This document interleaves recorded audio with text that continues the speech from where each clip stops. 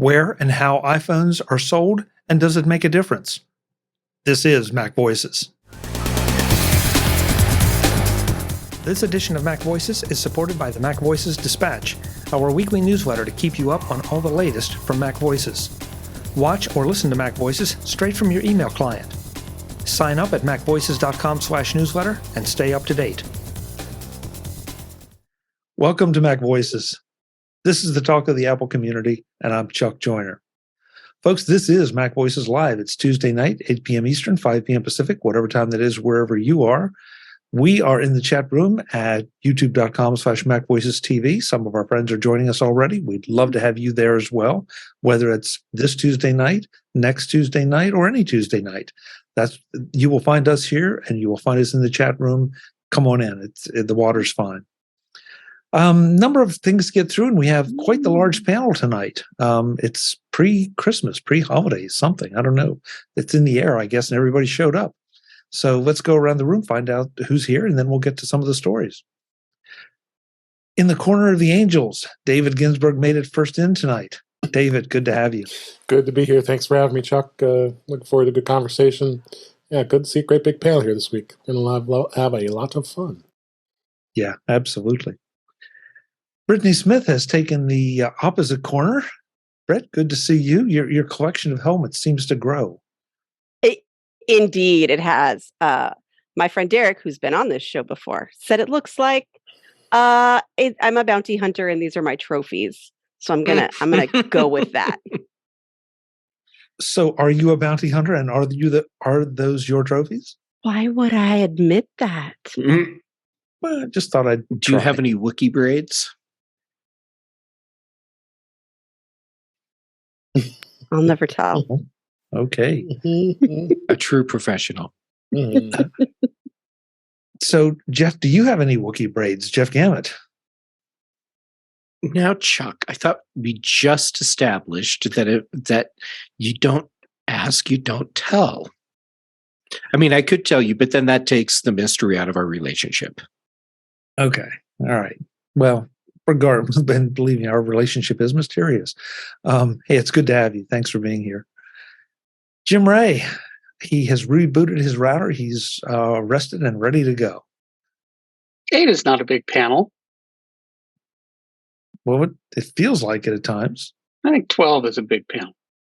It's kind of like that Crocodile Dundee. That's not a knife. There's a reference I bet a lot of people don't know, but I like it. Long time. I like it. Depends on the age of your audience, Chuck. Yeah, yes.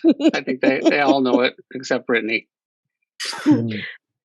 My brother Maybe just got young person explained what a cassette tape was. Wow. Well, we had a 12-year-old girl come to the door a few years ago. She was selling like tickets for her school volleyball team or something. And somehow we got to chatting, and she wanted to know if the world was in color when I was a kid. Oh, that's great. Well, at least she's thinking. Yeah, that's true. That's true. Eric Bolden has appeared. If you missed his grand entrance, it's very cool the way he just scales up, like he's coming up out of the mist. Eric, good to see you. Hello. I'm enjoying the heat wave in Wisconsin for a little bit longer before the rest of the country's cold shows up. Okay, and it's what does heat wave, but it's 34, so it's been warm today. So okay, yeah, that's relatively In which speaking, part of Wisconsin are you? At the moment, I'm in Madison. Oh, okay. I was there last summer. Great place during the summer. It was warmer then. Oh, I'm sure. Yeah. So, Eric, I'm trying to figure out when Mark asked you where you were, why did you look over your shoulder? It's like you had to identify. Earlier today, I was not in Madison, and I was thinking, oh, well, and yeah. Oh, okay. I've been moving around a bunch. I had to quick check. I didn't know if you had a sign over like, there. oh, yeah, okay, I know where I am. Andrew Orr, we haven't seen you for a while. Welcome back. It's good to have you. Thank you. I just want to say, Eric, I don't think I ever knew that you were in Wisconsin. I'm in Michigan, and so far our weather has been kind of mild, but we did get some snow within the past week. But the temperature has still been kind of mild, I guess. Like it's been 30s. What part of Michigan are you from? I'm in the Upper Peninsula. I'm in the city called Escanaba. Oh, wow. Hardcore. It's a small town. I've heard of it. Is that Indian for frozen fingers? Probably. UP. Yep. So last but absolutely not least, Mark Fuccio. And tonight he's sporting a background Hello. that I'm personally not familiar with, but maybe some of you are. Mark, what is what's the significance of tonight's background? Oh, that's Logan Roy from the TV, the series Succession. Who was sort of a rich, grumpy, old guy who's made billions and billions and billions of dollars. And the series is set, it's sort of a adaptation of King Lear. He wants to give his kingdom over to one of his children, but he can't decide which. So they're all sort of fighting and competing with each other. And he has this great expression, that starts with an F and ends in off. And just looking at some of the stories for tonight, he came to mind, or his expression came to mind, and he did. So that's where we are. So grumpy guy who's made millions, like Jeff Gamet. Billions. Billions. So not like me. So not like you. Okay. You only made millions. You didn't make the billions, Jeff. No. But really, let's show hands here. Who, besides me, who else has seen this series? Oh my God! I've seen an episode or two. I haven't watched consistently. Oh, okay. We're sorry. I'm not sorry. Yeah, hey guys, you have something out there. You go and. I forget what network it's on. I just know the channel number, but it's HBO. It's a great show. It really draws you in, and HBO. Unfortunately, we're on hiatus for season 4, which comes out next June. So. That's where it is. Okay, well, something for us all to add to our watch lists. Mm-hmm. Okay, so first thing tonight, I'm throwing them in the chat rooms as we go. This is a report from The Verge that says only a quarter of U.S. iPhones are sold through Apple, and I've listened to a number of people comment on this like it's a bad thing. And I'm curious to see, how the panel splits. Is this a bad thing? Is it a good thing? Is it a big deal? Or is it just Apple selling iPhones? So, is that it? Mark, you're anxious to jump in?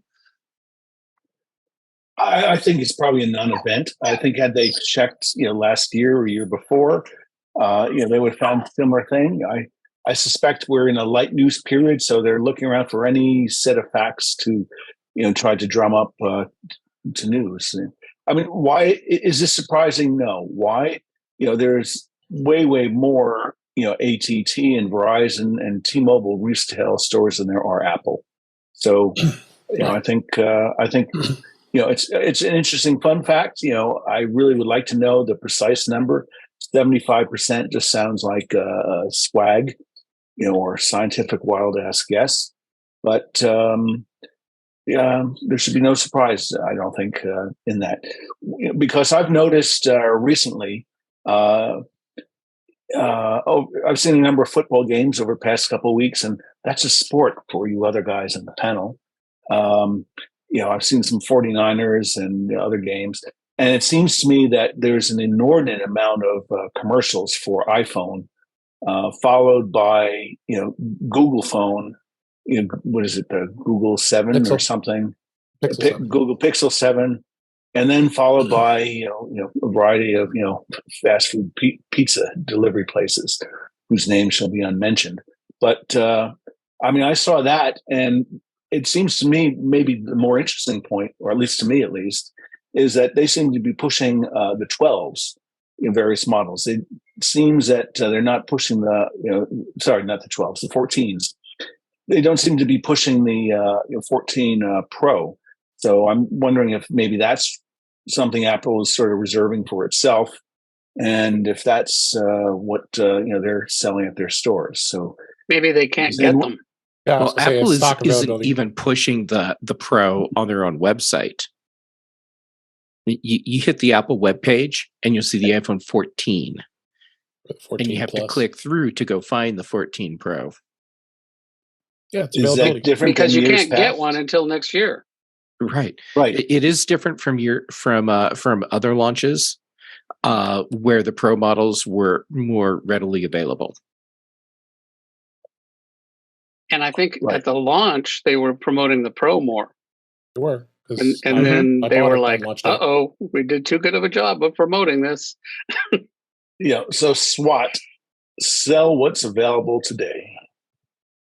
I'm not Dave? surprised. I'm not surprised about this because the fact of the matter is all the carriers are really pushing to sell phones. They give them a lot more interesting incentives than what Apple does.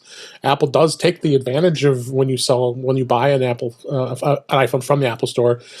Any of the carriers that are offering any types of deals, they are able to take advantage of them as well. So, I mean, I enjoy the experience at the Apple Store. I think most of us do here, but I think many of the carriers, I think a lot of normal customers, not unlike us, being the geeks that we are, like to go into the carriers because they're used to it. They're used to going into those locations, and they've working with T-Mobile or AT&T or Verizon, whoever it is, and they're used to working with them, and it's easier to get to, and there's not as many Apple stores. So I mean, it really all is the experience that you want to have. And I've gone to T-Mobile stores plenty of times, but I still think the Apple Store experience is so much better.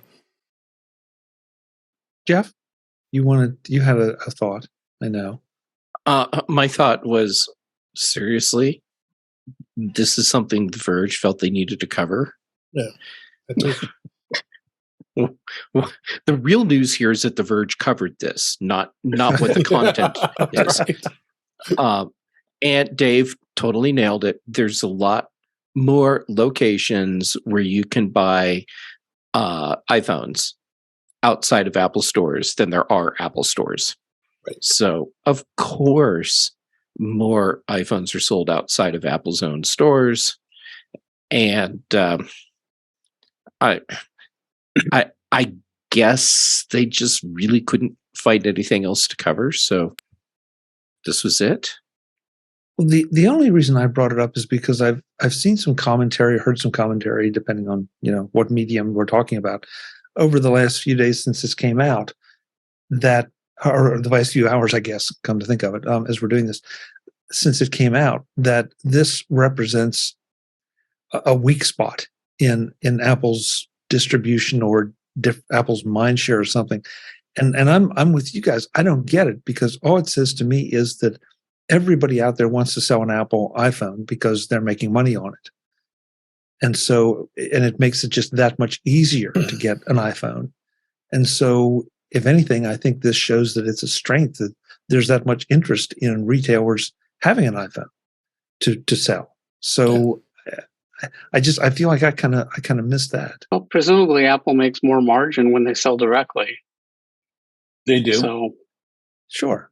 but I was surprised by this story, but then I'm in a place where there are 3 Apple stores within 5 to 10 miles of where I'm sitting right now.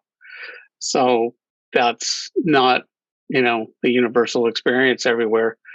But, also the Apple stores, they're always busy. So Yeah, always. if that's, if that's 25% of the business, I mean, they couldn't possibly serve 100% of the business out of the Apple stores that exist. Interesting point. Cletus in the chat room says it's 8 hours for him to the nearest Apple store, and that he buys online. Well, there you go. There you go. And there's the other part of it, not just the carriers' online purchases too. Right. Yeah, but I thought that story was claiming that 25% was all of Apple's direct sales online and through stores. I'd have to go reread it again, but I thought Could be, yeah. We have to reread it, but yeah, it's that, still. when I read it the other day, and So I'm curious, out of this group, how many, let's see, how should we do this? Okay, so first off, how many buy directly from Apple and go to an Apple store to get the phones? well, this last one I bought online, but usually I go in the past. That I've was gone my to the next store. Well, That was going to be my next. I did that too, so I think that counts, right? Yeah. That's a very broad question you asked. Well, I was going to ask because I buy directly from Apple, but I do it by mail or whatever, simply because my Apple store, the closest one, is not convenient. I mean, it's I could do it, but it's just as easy to have FedEx or UPS or whomever drop it off for me on the morning that it arrives. Yeah. So, I'm like 2.5 miles from Apple's headquarters, so for me it's a simple journey to the visitor center at the spaceship. right. Okay. So Brad says, or their old campus as well. So I mean, I have no shortage of Apple stores here. So I tend to I order it. I want it the same day. So just don't have the patience to wait for the delivery. Yeah. Brad says in the chat room, it's the activation and the discount at the carrier stores plus the location. Yeah. But I always went to a store before because of the activation. But this year was the first time I ever bought on launch day. I did the get up and order it right away. I'd never done that before. And wow, the activation was so easy. They've got it so down now. That's probably how I'll do it from now on. Because before I always liked going into the store and have them do it. And I think, maybe that was valid years ago. Remind us, Jim, you upgraded from a 6 or a 7? An 8. An 8, okay. 8 to a 14, but it was super easy. You just put one over the other. Yeah. Yeah. Eric, how about you? Do you visit an Apple store? Do you do mail by mail? How do you handle it? I've kind of done all three. Since to get home, I need to use 2 different carriers. I have more than one phone that I update. And I had 1 year where I wanted to get a phone, but everything was out. And the only people that had a phone was one of the AT&T stores still had a phone left in stock. And they happened to also have a relatively decent trade-in deal at the time. The only thing I hadn't realized was the trade-in deal involved not getting a new phone for a significant amount of time, which was later on somewhat annoying, because they basically paid you for the trade-in over, multiple years, not right when you handed the phone over. And if you said, "Oh, I'll just pay off the phone," you didn't get the rest of your trade-in value, so you got much less for the phone. That's crappy. Yeah, that's. But the AT&T seems to do that a lot. And then they offer you an early trade-in deal, and then what you get for the trade-in matches almost exactly what everybody else is paying. But if you stay for the extra 6 months, then you get a bunch extra. That was kind of annoying. I'm still coming out ahead since I do 2 phones, so I just upgraded the other one. But I was originally going to put all my numbers on the same phone. Now I have to wait until next summer. Wait a minute. Why? I'm sorry. I missed that part. Why do you have to wait till next summer? Because I'm still under contract with the AT&T phone, and if I pay it off and take it off contract, then they stop paying. Because the way they do the trade-in is they pay you a subsidy on your phone bill every single month. Oh, okay. So if you stop it, pay it off early, you then don't get the subsidy for the remaining months. And I've got like 5 or 7 months left of $30, which is enough for me to say, yeah, I can just wait. Wow. This is one of the reasons why I buy my phone outright unlocked. Yeah. Andrew, I think there's an article here for you on the questionable practices of some of the carriers, because that really is. I guess there's nothing. I don't know. That doesn't feel good. I mean, that feels like that's the ultimate lock-in. And I think that if you're not planning on getting a new phone, it kind of can work. But my objection is, 2 years later, they're selling you on, oh, you can do an early upgrade to the next phone. And they're not really clear on if you actually take them up on it, then you don't get the rest of your trade-in value. Or when you get the next phone. Yeah. So, wow. Interesting. Well, again, this jumped out at me just because of the reaction people had. And, I think it was, I'm not sure, Jeff was the one that said, why is this news? I'm not sure that it is, but people But react. you know how we all buy our phones. So there's that. Yeah. Okay. Yeah. Next one.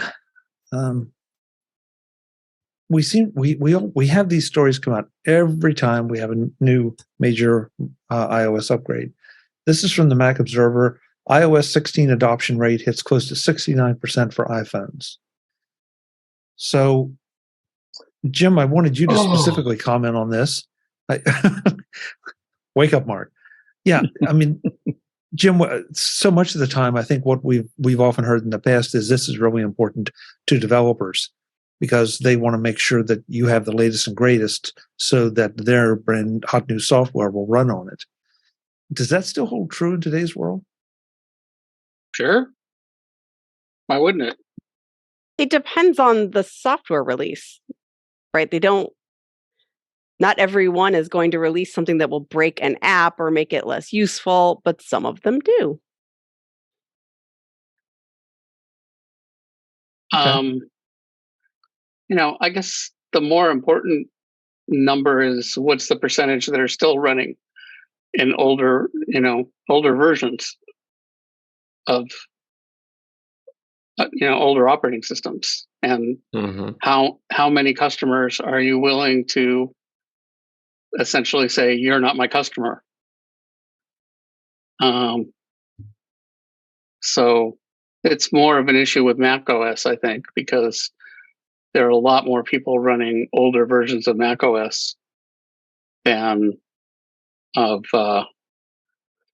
iOS. There's still quite a few people running Mojave, and even some still running High Sierra, even Sierra. So, for example, Panorama still supports Sierra. At some point, probably going to drop that. But I know I'll have people complaining. On iOS, I don't think that, there's probably even iOS 14, there probably aren't very many people using it. I'm wondering if one of the big adoption limiters for iOS are people that hold on to their iPhones long enough that they can't upgrade to the newest operating system.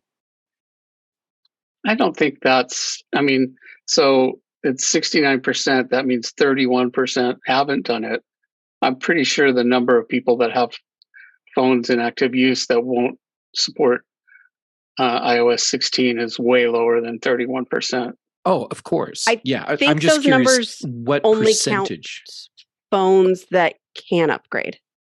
Oh, okay. I could be wrong about that. I don't know about that. But they were not aggressive this year, which I actually appreciate because sometimes they are overly aggressive. I was shocked that my husband wasn't on the new operating system, and he was like, well, it hasn't prompted me yet. And this was mid-October. Wasn't this one like the last one that you had to scroll down a little bit further to see? That was dependent on which phone you had and the size of the screen. Yeah, but they're also still updating 15.7.2 just came out today as well. So yeah, so that's a new thing they never did before. Yeah. Yep. And also recently, I forget. I think it might have been like maybe iOS 15 where Apple kind of split up their system updates where there's the major releases, and now people on the older versions have a choice to either upgrade to the major version or continue with the 15.x security updates, for example. Right. It started actually with 15 because in 14 it wasn't doing it yet. But then when we went from 14 to 15, we had options to wait. So some people did wait for a period of time, staying on iOS 14, and then went to 15 after some went 6 months before they finally upgraded. So it seems like it was a trend that Apple started, at that point. So then they continued it on in 16. But you're right, Brittany. They're just not forcing it as of yet. So yeah, if he doesn't feel that he needs to update yet, then he's not like us, right? Well, and I realized my parents hadn't been prompted either. And here I'd been editing messages this whole time, and all it did was just give them a stack of edited messages, which is super annoying. Yeah. And just so many of the people that are just regular people in my life didn't upgrade. Even still, some haven't. So yeah, it was weird because those seemed like such banner features. I really thought more people would actively pursue it than did earlier. It's also interesting to me that it feels like, this is completely anecdotal, but it feels like there's not as much concern about updating iOS devices or iPad OS devices as there is about upgrading Mac devices. And I don't know if that's because of the basic structure of the operating system, but it seems like folks have a lot less problems with iOS upgrades than with the major system upgrades on the Mac. And I don't know, Jim, I'll look to you again. I mean, is that because of the way developers build the apps, or is it because of the number of changes that Apple makes to some of the major operating systems, or is it just the nature of programming for an old operating system versus one of the new, more modern ones? Well, macOS is way more complicated than iOS, and it's way more complicated in terms of all the combinations and stuff that are possible. And macOS also, it has this long history. So, for example, I mentioned that a lot of users, not a lot, but there are still a significant number of users running Mojave. Well, it's probably more than Catalina, I would guess. I don't have any numbers to prove that, but I would guess that. And it's because Apple made a big transition.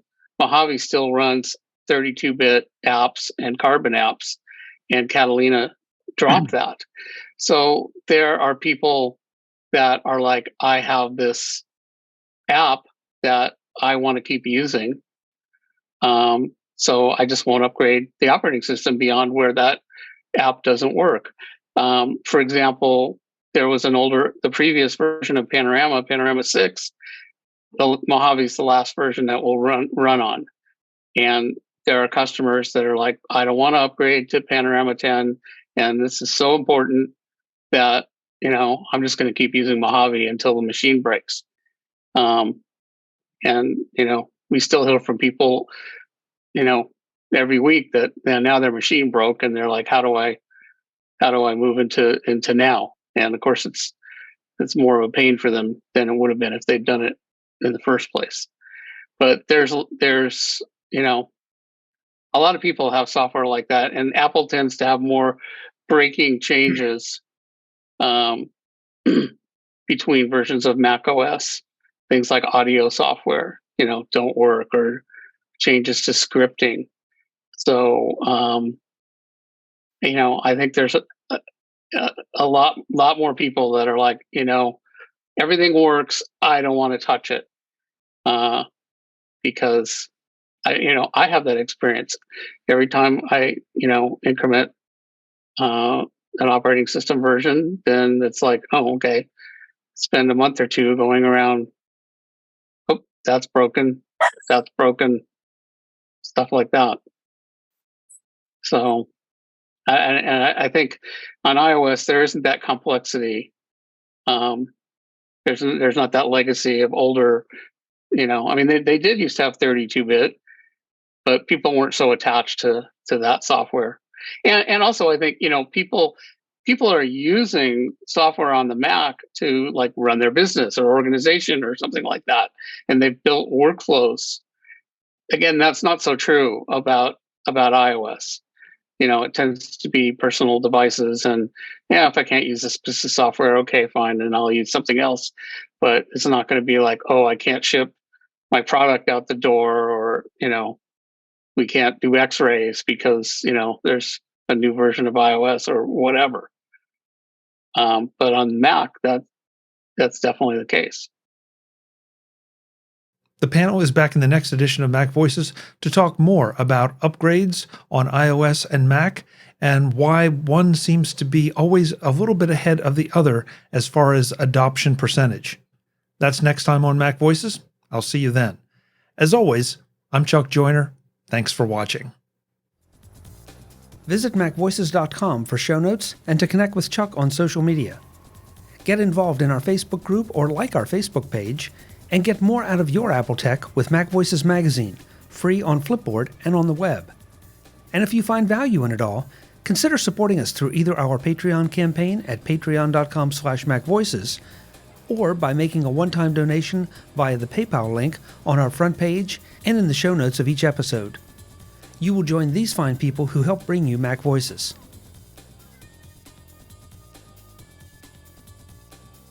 Advertising handled by Backbeat Media at backbeatmedia.com. Bandwidth provided by CacheFly at cachefly.com.